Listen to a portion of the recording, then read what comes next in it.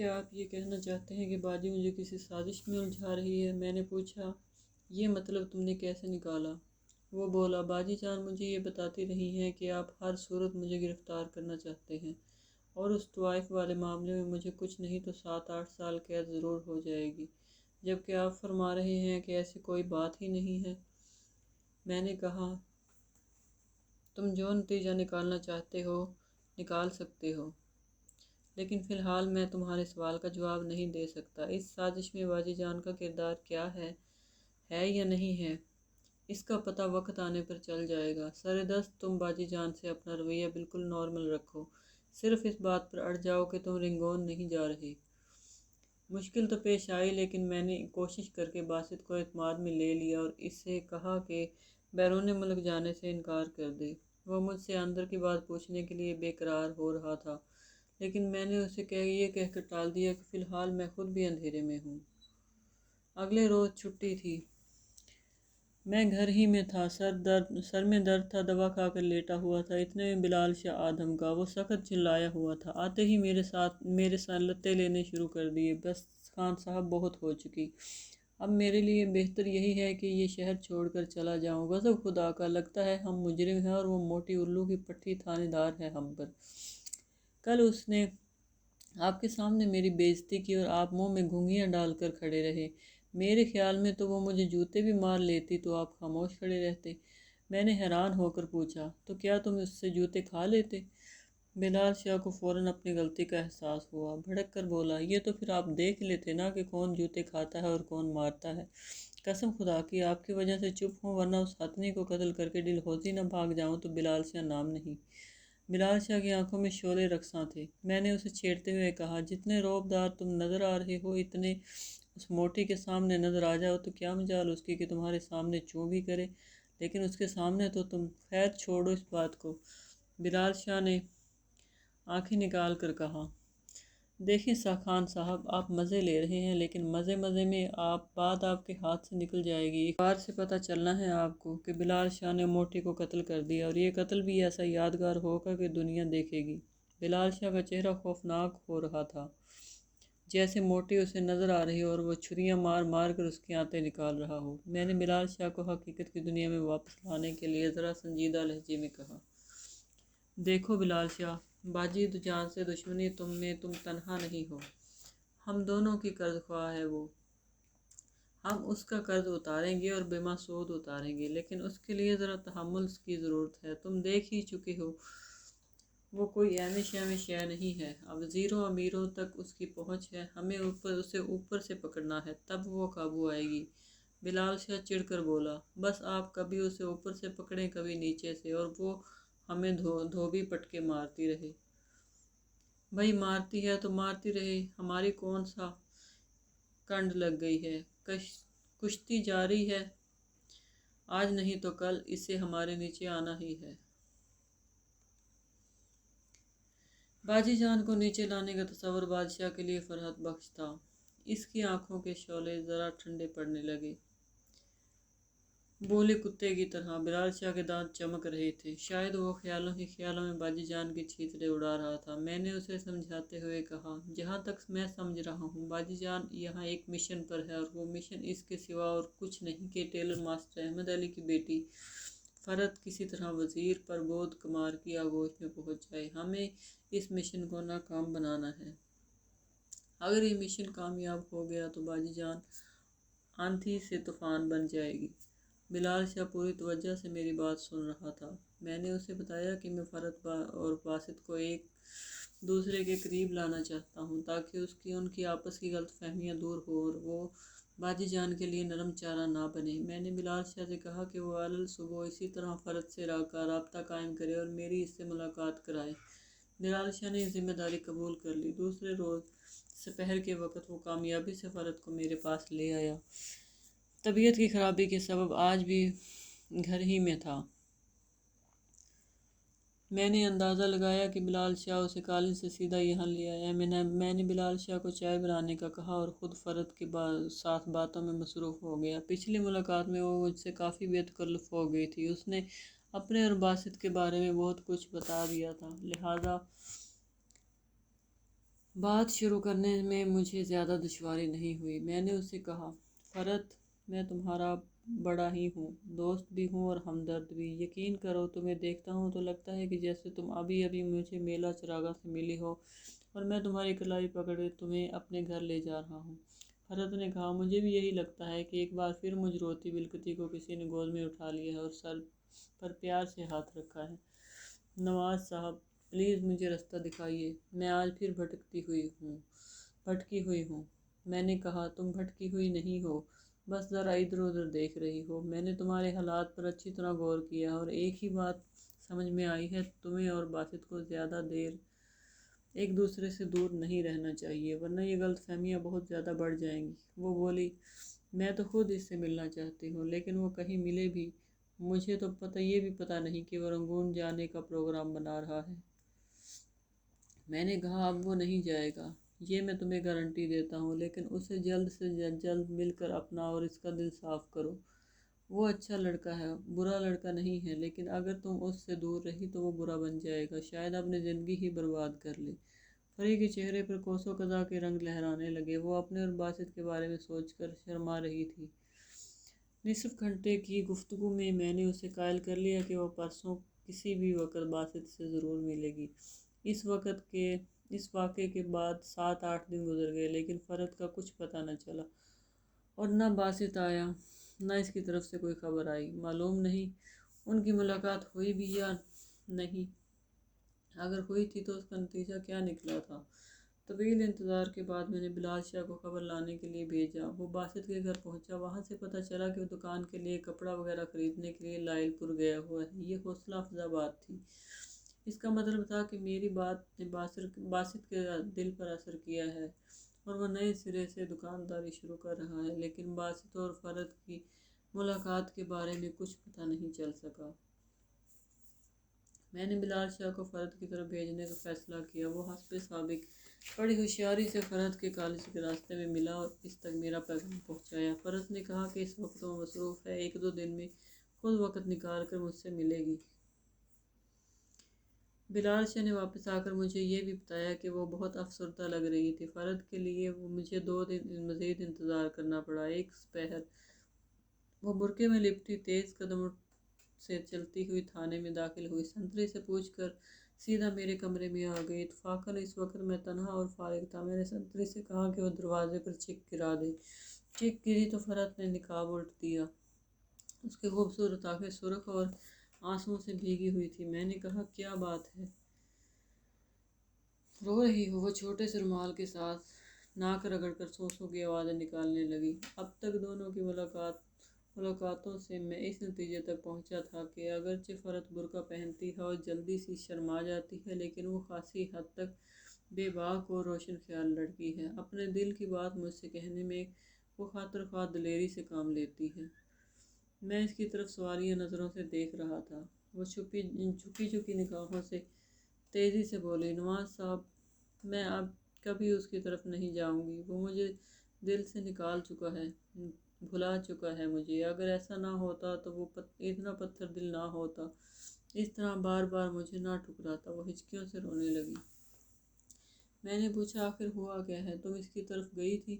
وہ بولی، ہاں، اور اس سے پہلے بھی میں 1 دفعہ یہ کوشش کر چکی ہوں، 2-2.5 ماہ پہلے، جب اس نے میرے لگاتار خطوں اور پیغامات کا جواب نہیں دیا تھا تو میں اس کی طرف گئی تھی۔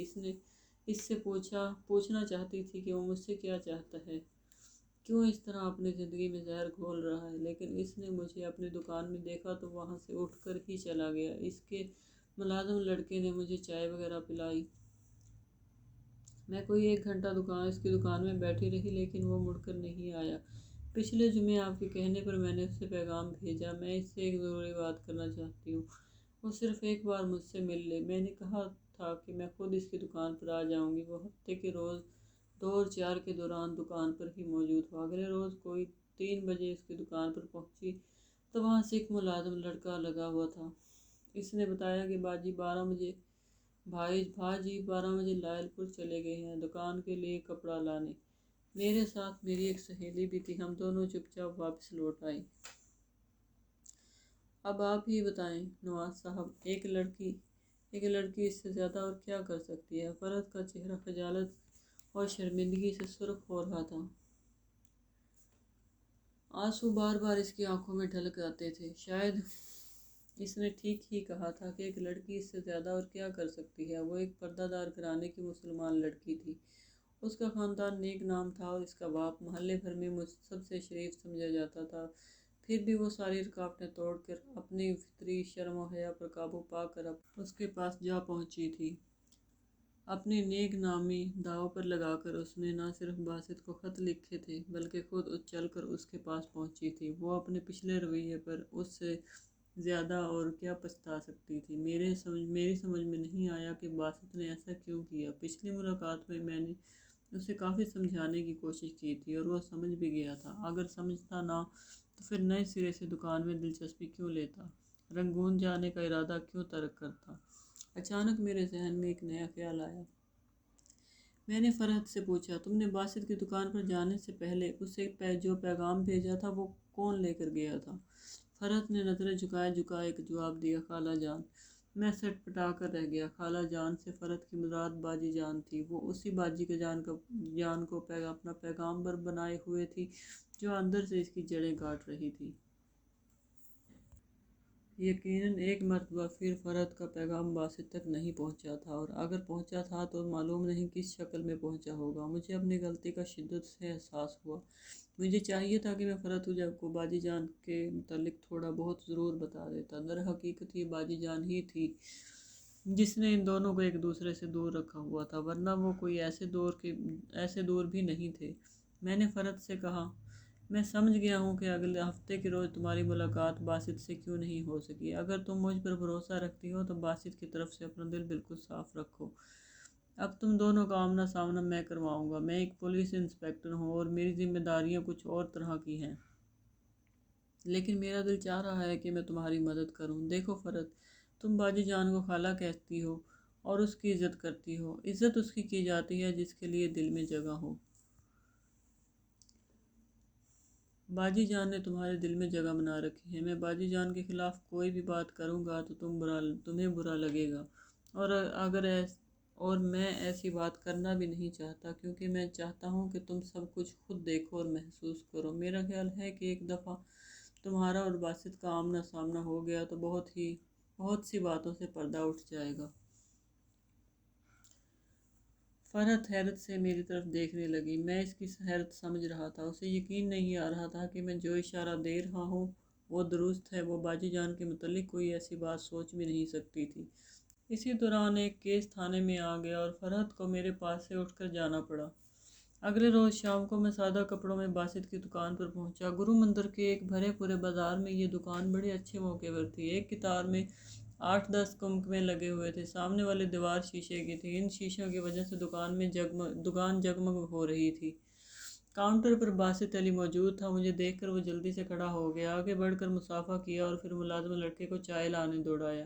دکان کے عقب میں ایک چھوٹا سا کمرہ تھا، وہاں ہم آ بیٹھے۔ میں نے باسط سے پوچھا کہ ہفتے کی شام کو وہ کہاں تھا۔ اس نے کہا، میں لائل پور چلا گیا تھا کپڑا لینے۔ میں نے پوچھا، فرحت کا پیغام تمہیں نہیں ملا تھا؟ کون سا پیغام؟ اس نے منہ پھاڑ کر کہا۔ میرا اندازہ درست نکلا، باجی جان نے اسے سرے سے کوئی پیغام نہیں پہنچایا تھا۔ میں نے کہا، فرحت نے تمہیں باجی جان کے ہاتھ جو پیغام بھیجا تھا وہ تم سے بہت ضروری بات کرنا چاہتی تھی۔ باسط کی آنکھوں میں حیرت امڑ آئی۔ مجھے تو باجی جان نے کچھ نہیں بتایا تھا، بلکہ مجھے تو ہفتے کو بھیجا ہی باجی جان نے تھا۔ باجی جان کہنے لگی، تم ہفتے کو چلے جاؤ، میں بھی تمہارے ساتھ امرتسر چلی جاؤں گی۔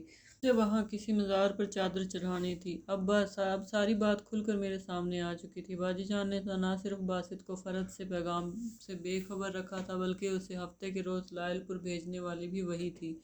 میں نے یہ ساری بات باسط کو بتائی۔ اس کی آنکھوں میں بے چینی کروٹیں لینے لگی۔ میں نے مختصر لفظوں میں فرحت کا ذکر بھی کیا اور اسے سمجھایا کہ وہ اس سے اتنی دور نہیں جتنا وہ سمجھ رہا ہے۔ وہ فاصلے جو نظر آ رہے ہیں وہ صرف باجی جان کے پیدا کردہ ہیں۔ وہ دونوں ان فاصلوں کو بڑھانے کی بجائے پاٹنے کی کوشش کریں۔ باسط بولا، انسپکٹر صاحب، اب آپ سے کیا کوئی بات چھپی ہوئی نہیں ہے۔ آپ یہ بھی جان گئے ہیں کہ پچھلے 5-6 ماہ میں کس طرح فری کے پیچھے پھرتا رہا ہوں، اس کی بے رخی برداشت کرتا رہا ہوں، جھڑکیاں تک سہتا رہا ہوں۔ सच पूछते हैं तो पूरे 6 महीने मैंने झोली फैला कर इससे मोहब्बत की भीख मांगी है, लेकिन अब मैंने ये इरादा कर लिया है कि इससे कुछ नहीं मांगूंगा। बस दिल से निकाल दी है मैंने ये बात। अगर मेरी मोहब्बत सच्ची हुई और कुदरत ने मेरी तकदीर में खुशी लिख रखी है तो फरी खुद मेरी मोहब्बत का एतराफ़ करेगी। मैंने मुस्कुराती नज़रों से इस जज्बाती नौजवान की तरफ देखा, फिर है संजीदगी से कहा, भाई मोहब्बत का एतराफ़ वो कर तो रही है, तुम्हारे लिए रो रही है, खुद को हलकान कर रही है, बार बार तुमसे मिलने के लिए आ रही है, इसके सिवा आप क्या चाहते हो। और एक बात याद रखो, मशरक़ी लड़कियां बहुत मजबूर होती हैं, वो अपनी हिम्मत के मुताबिक इन मजबूरियों से लड़ती हैं, लेकिन जब शिकस्त खा जाती हैं तो चुपचाप किसी की डोली में बैठ जाती हैं। फिर तुम्हारे जैसे नौजवानों के पास पछतावे के सिवा और कुछ नहीं रह जाता। मैं देर तक बासित को इस अंदाज में समझाता रहा। ढके छुपे तरीके से मैंने वज़ीर प्रबोध कुमार का जिक्र भी किया। उससे बता दिया कि बाजी जान ने किस अंदाज में फ़र्द का तारुफ प्रबोध कुमार से करवाया था और मुझे प्रबोध कुमार की नीयत में क्या फ़तूर नज़र आ रहा है। प्रबोध कुमार का जिक्र सुनने के बाद बासित की आंखों में करवटें लेती हुई बेकरारियाँ नुमाया हो गई थी, और यही मैं चाहता था। बिलाल शाह केस में बहुत सरगर्म था, लिहाजा मैंने बिलाल शाह के ज़िम्मे ही ये काम लगा दिया कि वो बासित और फ़रहत की एक मुलाकात ज़रूर करवा दे। बिलाल शाह ने कनपट्टी पर उंगली रख कर आँखें और ऊपर को चढ़ाई और निचला होठ अजीब अंदाज में मोड़ लिया। इस तरह वो सोच के घोड़े दौड़ाया करता था। थोड़ी देर बाद आंखें सीधी करके बोला, बस जी हो जाएगी मुलाकात, सब सोच लिया है मैंने। क्या सोच लिया है, मैंने पूछा। वो बोला, ये फ़रहत बीबी जिस कॉलेज में पढ़ती है इसके पास ही एक क्लब है, भला सा नाम है उसका, हाँ शाइन क्लब। वो गोल चक्कर के दाएं हाथ बड़ा सा बोर्ड लगा हुआ है ना, देखा है ना आपने। मुझे ये कुछ याद ना आया कि ये शाइन क्लब कौन सा है। ये भी भला कोई नाम है, शाइन क्लब। शाइन होता तो बात भी थी। बिलाल शाह मुझे खश्मगी निगाहों से घूर रहा था। तासुरात से ज़ाहिर होता था कि मेरी याददाश्त का मातम कर रहा है। अचानक मुझे बिलाल शाह की बात समझ में आ गई। मैंने हंसते हुए कहा, शाह जी दूध जलेबियाँ खाकर तुम्हारा दिमाग ठस हो गया। वो क्लब नहीं है, कैफ़े है, यानी रेस्टोरेंट है, और उसका नाम शाइन नहीं शाइन है, शाइन कैफ़े, जो गोल चक्कर के दाहिने हाथ पीली बिल्डिंग के साथ है। बिलाल शाह ज़ोर ज़ोर से इकरार में सर हिलाने लगा। बोला, उस क्लब में, मेरा मतलब है कैफ़े का मालिक मेरा बड़ा यार बेली है। वो भी सियालकोट का रहने वाला है और हम बचपन में इकट्ठे ही अखरोट और कुलचे खाया करते थे। और मैं उस क्लब, मेरा मतलब है कैफ़े में उन दोनों की मुलाकात करवा देता हूँ। बड़ी खामोशी सी जगह है, बड़ी खामोश सी जगह है, कोई इनको नहीं देखेगा। क्या कहते हो, डिस्टर्ब? मैंने लुकमा दिया। जी हाँ, खुल खुला कर गल्ला बातें कर लेंगे। मैंने कहा, मुझे तुम पर भरोसा है, जैसा भी मुनासिब समझो, लेकिन करो, ये काम 1-2 दिन में हो जाना चाहिए। वो जोश से बोला, कल ही लो खान साहब, हम तो वैरी दुश्मनों को एक दूसरे से मिला देते हैं, वो तो फिर पसंद करते हैं एक दूसरे को। बिलाल शाह सारी जिम्मेदारियां अपने घड़े जैसे सर पर लेकर मेरे पास से चला गया। अगले रोज़ शाम को उसने आकर बताया कि सारा मामला फिट हो गया है। कल दोपहर 2:30 बजे शाइन कैफ़े में बासित और फ़रहत की मुलाकात होगी। दोनों को राज़ी कर लिया गया है और कैफ़े के मालिक को भी सारी पट्टी पढ़ा दी गई है। मैंने बिलाल शाह से तफसीलात पूछी, जिनके नतीजे में पता चला कि फ़रहत को इस मुलाकात पर जल्द ही राज़ी हो गई थी, मगर बासित मुश्किल से माना था। दूसरे रोज़ मैंने 3 बजे से ही बिलाल शाह का इंतज़ार करना शुरू कर दिया। मुझे उम्मीद थी कि वो कोई अच्छी खबर लेकर आएगा, लेकिन जब 4:30 बजे के करीब वो थाने में दाखिल हुआ तो इसका मुंह बुरी तरह लटका हुआ था। कहने लगा, सारा मामला ही चौपट हो गया है खान साहब। करीब ही इंस्पेक्टर बाजवा खड़ा था। कहने लगा कि हमारी चाची का पाँव फिर तो पारी नहीं हो गया। बिलाल शाह और बाजवा में नोक झोंक चलती रहती थी, लेकिन इस वक्त बिलाल शाह बिल्कुल संजीदा था। बाजवा को नज़रअंदाज करते हुए बोला, वो खोते का पुत्र तो फिर गायब हो गया। कौन, मैंने पूछा। वही पागल का बच्चा बासित, वो पहुंचा ही नहीं क्लब में, मेरा मतलब है कैफ़े में। वो बेचारी 1 घंटा बैठ कर वापस गई है। میں ابھی چھوڑ کر آیا ہوں اسے گرو مندر چوک میں، سارے راستے میں روتی رہی ہے۔ یہ اطلاع حیران کن تھی۔ میں نے بلال شاہ سے پوچھا، باسط کہاں ہے؟ وہ بولا، پتہ نہیں کہاں کھا رہا ہے، میں اس کی دکان سے ہو کر آیا ہوں۔ ملازم لڑکا بتا رہا ہے 12 بجے تک دکان پر ہی تھا، بیٹھا اخبار پڑھ رہا تھا، پھر ایک دم اٹھ کر چلا گیا، کہنے لگا کام سے کہیں جا رہا ہوں۔ باسط کا کردار کچھ عجیب طرح کا تھا، سمجھ میں نہیں آ رہی تھی وہ چاہتا کیا ہے۔ کسی وقت تو یوں لگتا تھا کہ وہ فرد سے ملنے کو سخت بے چین ہے اور اس کی جدائی کسی سزا کی طرح کاٹ رہا ہے، اور کسی وقت وہ اس سے کنی کترا کر یوں نکل جاتا تھا جیسے کوئی تعلق واسطہ ہی نہ ہو۔ میں نے بلال شاہ سے کہا کہ وہ باسط کو ڈھونڈ کر اور لائے اور جلد سے جلد میری اس سے ملاقات کروائے۔ بلال شاہ بہت اچھا کہہ کر چلا گیا، لیکن پورے 3 دن گزرنے کے باوجود وہ باسط سے مل نہ سکا اور نہ ہی یہ جان سکا کہ وہ کہاں گیا ہے۔ باسط کے گھر میں تالا لگا ہوا تھا، دکان کی چابی ملازم کے پاس تھی، وہ روزانہ دکان کھولتا تھا اور سارا دن مکھیاں مار کر چلا جاتا تھا۔ میرے کہنے پر بلال شاہ نے باسط کے بھائیوں سے بھی رابطہ قائم کیا، لیکن کچھ پتہ نہیں چلا۔ بھائیوں نے کہا کہ 1 برس ہونے کو آیا ہے، انہوں نے اس کی صورت نہیں دیکھی۔ جب 3 روز گزرنے کے باوجود باسط کا کوئی کھوج خرا نہیں ملا تو میں سوچنے پر مجبور ہو گیا کہیں اسے زبردستی راستے سے نہ ہٹایا گیا ہو۔ وزیر پربودھ کمار جیسے لوگوں کے لیے کچھ بھی ناممکن نہیں ہوتا، پھر جب باجی جان جیسی عورتیں ان کے ہاتھ میں ہوں تو وہ کیا کارنامہ انجام نہیں دے سکتے۔ میں صاف طور پر دیکھ چکا تھا کہ باجی جان اپنی منہ بولی بھتیجی اور باسط کو ایک دوسرے سے دور رکھنا چاہتی ہیں اور اس مقصد کے لیے ہر حد انداز استعمال کر رہی ہیں۔ عین ممکن تھا کہ آخری حربے کے طور پر اس نے باسط کو اغوا ہی کروا دیا ہو۔ وہ فرحت سے ملنے نکلا اور راستے ہی میں وزیر باختیار کے کارندوں نے اسے اچک کر کسی کال کوٹری میں پہنچا دیا، لیکن دوسری صورت بھی نظر انداز نہیں کی جا سکتی تھی۔ ممکن تھا کہ وہ جذباتی لڑکا دیوداس بن کر اپنی مرضی سے کسی طرف نکل گیا ہو۔ قریباً 1 مہینہ اسی طرح گزر گیا۔ کوشش کے باوجود باسط کا کچھ پتہ نہیں چل سکا۔ محلے میں جن لڑکوں سے اس کی لڑائی ہوئی تھی ان سے پوچھ گچھ کی گئی۔ اس کے علاوہ میں نے طوائف کرن والا معاملہ بھی پیش نظر رکھا، لیکن کہیں سے کوئی کھوج ہاتھ نہیں آیا۔ بلال شاہ اور باجوہ کی زبانی مجھے فرحت کے متعلق اطلاع ملتی رہتی تھی۔ وہ بدستور کالج جا رہی تھی۔ وزیر پربودھ کمار نے اپنا وعدہ پورا کیا اور بڑے ٹھاٹھ باٹھ سے فرحت کے کالج کا دورہ کیا۔ ایک اخباری اطلاع کے مطابق اس نے کالج کی لائبریری کے لیے ایک بڑی گرانٹ کا اعلان بھی کیا تھا۔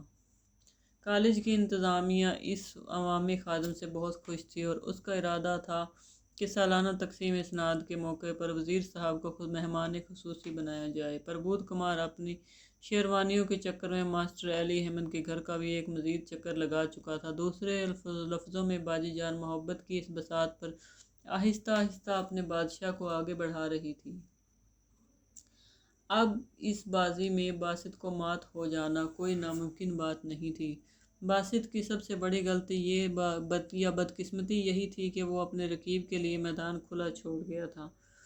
انہی دنوں ایک اور واقعہ رونما ہوا۔ اس واقعے کے سبب فرحت کے گرد حالات کا گھیراؤ مزید تنگ ہو گیا۔ فرحت کا ایک بھائی ریاض ادھر لاہور میں ہی BSc کر رہا تھا۔ ایک روز وہ اپنے ایک ہندو دوست کی مورس گاڑی لے کر روڈ کی طرف نکل گیا۔ مال روڈ ان دنوں کافی سنسان ہوا کرتی تھی۔ ریاض تیزی سے جا رہا تھا، بارش کے سبب سڑک گیلی تھی۔ فلٹیز ہوٹل کے آس پاس کہیں گاڑی پھسل گئی اور بے قابو ہو کر فٹ پاتھ پر چڑھ دوڑی۔ ایک انگریز خاتون اور اس کی 1 سالہ بچی اس گاڑی کے نیچے آ کر جاں بحق ہو گئی۔ ریاض کو گرفتار کر لیا گیا، اس کے پاس لائسنس نہیں تھا۔ اس پھڈے میں پڑ کر ماسٹر علی احمد جو پہلے ہی بیمار تھے چارپائی سے لگ گئے۔ گھر میں جو تھوڑی بہت پونجی تھی کچھ علی احمد کی بیماری پر لگی اور کچھ ریاض کے مقدمے پر خرچ ہو گئی۔ ریاض کے ساتھ بدقسمتی یہ ہوئی کہ جس گاڑی کو چلاتے ہوئے اس نے حادثہ کیا تھا وہ چوری کی نکلی۔ ہندو دوست نے وہ گاڑی کسی اچکے سے خریدی تھی۔ جب اس نے خود کو پھنستے دیکھا تو گاڑی کی ملکیت سے صاف مکر گیا۔ مثل مشہور ہے کہ چور وہی ہوتا ہے جس سے سامان مسروقہ برآمد ہو۔ چونکہ سامان مسروقہ ریاض سے برآمد ہوا تھا اس لیے وہی مجرم ٹھہرا۔ انگریز حاکم ان معاملوں میں بڑا سخت تھا۔ امید نہیں تھی کہ اس چکر سے ریاض کی جان چھوٹ پائے گی۔ बाजी जान के लिए सुनहरी मौका था। जो काम वो कई माह में ना कर सकती थी वो हफ्तों में होता नजर आ रहा था। उसने फ़ौरन वज़ीर परपूत कुमार से रब्ता किया और इससे बताया कि यूँ टेलर मास्टर अहमद अली साहब एक मुसीबत में गिरफ़्तार हो गए हैं और उन्हें मदद की सख्त ज़रूरत है। ज़ाहिर है परपूत कुमार तो पहले ही ऐसे मौके के लिए रात टपका रहा था। वो अपने शैतानी इरादों के साथ फ़ौरन हरकत में आ गया। एक वज़ीर की हैसियत से प्रबोध की पहुंच बहुत ऊपर तक थी। अगर वो चाहता तो इस मामले को संभाल सकता था, लेकिन मेरा ख्याल था कि वो इस मामले को संभालते संभालते 2-2.5 महीने ज़रूर लगा देगा। इस दौरान वो मकड़े की तरह फ़रद के गिर्द अपना तार फैलाता रहेगा और आखिर इसे यूं बेबस कर देगा कि वो बेजान शय की तरह उसकी झोली में आ गिरेगी। फितरत के लोगों को अच्छी तरह जानता था, इसलिए मुझे यकीन था कि ऐसा ही होगा। वो एक निखरी सुबह थी। मैं लाहौर रेलवे स्टेशन पर उतरा। मुझे यहाँ कचहरी एक ज़रूरी काम से जाना था। कचहरी में ही मेरी मुलाकात उस इंस्पेक्टर से हो गई जो फ़रद के भाई रियाज का केस देख रहा था। उस इंस्पेक्टर का नाम ऐश्वर सिंह था। कपूरथला के करीबी गांव पक्कीपुरी का रहने वाला था। वो मुझे गर्मजोशी से मिला। बातों बातों में रियाज का जिक्र शुरू हो गया। ईश्वर सिंह ने इंकशाफ किया कि असल कार चोर का तो पता चल गया है और उसने अपने जुर्म का इकरार भी कर लिया है। ईश्वर सिंह इस शख्स का रिमांड लेने कचहरी आया हुआ था। मुझे जानकर थोड़ी सी खुशी हुई। जाहिर है अब रियाज पर केस सख्त नहीं रहा।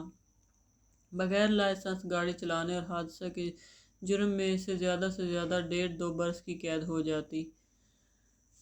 दूसरे लफ्ज़ों में फ़रद पर से बाजी जान और प्रबोध कुमार की गिरफ्त वगैरह अब कमज़ोर हो रही थी, लेकिन मेरा ये खाम ख्याल निकला और खुशी आर्जी निकली। ईश्वर सिंह ने अपनी बात को आगे बढ़ाते हुए कहा, लेकिन उस मुंडे की किस्मत चंगी नहीं है। इस केस से निकला तो दूसरे केस में फंस गया। क्या मतलब? मैंने पूछा। वो बोला, इधर चंडीगढ़ में कोई मुंडा गायब हुआ था पिछले दिनों, शायद बासित अली नाम का। उसका वो मुंडा रियाज की बहन से मिलता था। मुंडे के भाइयों ने रियाज पर केस कर दिया है कि इसे रियाज ने गायब करवाया है। ये नया केस चंडीगढ़ में दर्ज हुआ है, शायद गुरु मंदिर के थाने में। अब परसों में मैं उसे चंडीगढ़ भेज रहा हूँ। ये नई खबर सुनकर मैं सन्नाटे में रह गया। जिस किसी ने ये शोशा छोड़ा था, खूब सोच समझकर छोड़ा था। भाई के हाथों बहन से नाजायज़ ताल्लुकात रखने वाले का अगवा फ़ौरन समझ में आ जाता था। मेरा ध्यान एक बार फिर प्रबोध कुमार की तरफ चला गया। ऐन मुमकिन था कि बासित के भाइयों को इस इल्ज़ाम तराशी पर उकसाने वाला हाथ प्रबोध कुमार का ही हो। ऐसे लोग पसे पर्दा रहकर हर काम कर जाते हैं। न जाने क्यों मुझे यकीन सा हो गया कि ये काम प्रबोध कुमार ने ही किया है। वो जाल में फड़फड़ाते हुए पंछी पर अपनी गिरफ्त ढीली नहीं करना चाहता था। वो फरहत और उसके बाप को बेबसी के उस मुकाम पर पहुंचा देना चाहता था कि वो आंखें बंद करके अपना सब कुछ उसके सामने ढेर कर दें, लेकिन ये हो नहीं सकता था जब तक मैं चंडीगढ़ में था और मेरे जिस्म पर जब तक इंस्पेक्टर की वर्दी थी। ये नहीं हो सकता था। बिलाल शाह की इज्जत बेइज्जती वाला मामला अब बहुत पीछे रह गया था। अब मेरे सामने फरहत थी, गुमशुदा, भटकी हुई और हरासा। वो रो रही थी और करा रही थी। इससे पहले कि शाम उतर आती और वो औरत रात की स्याही को मुकद्दस समझकर अपने चेहरे पर मल लेती, मुझे उसे रोशनी की तरफ लाना था। मैंने जल्दी जल्दी कचहरी में अपना काम ख़त्म किया और 12:30 बजे ही वापस चंडीगढ़ रवाना हो गया। चंडीगढ़ पहुंचकर मैं सीधा गुरु मंदिर के थाने में आया। मैं थानेदार से उस नए केस के बारे में पूछना चाहता था जो पिछले दिनों फ़रद के भाई रियाज पर बना था, लेकिन थाने पहुंचकर मालूम हुआ कि थानेदार तो कहीं गया हुआ है। सब इंस्पेक्टर को बुलाकर पूछा तो वो बोला, नवाज साहब, आप भी कमाल करते हैं। आपके थाने में वज़ीर हरल हरल करते फिरते हैं और आप सैर सपाटे पर निकले हुए हैं। मैं फ़ौरन समझ गया सब इंस्पेक्टर प्रबोध कुमार की बात कर रहा है। वो खबीस का बच्चा फिर अपने निजी दौरे पर यहाँ पहुँचा हुआ था। मैंने सब इंस्पेक्टर से तफसील चाही तो उसने बताया कि डलहौजी से सूबाई वज़ीर प्रबोध कुमार साहब आए हुए हैं और ईश्वर कॉलोनी गुरु मंदिर चौक की गली नंबर 10 में उन्हें किसी से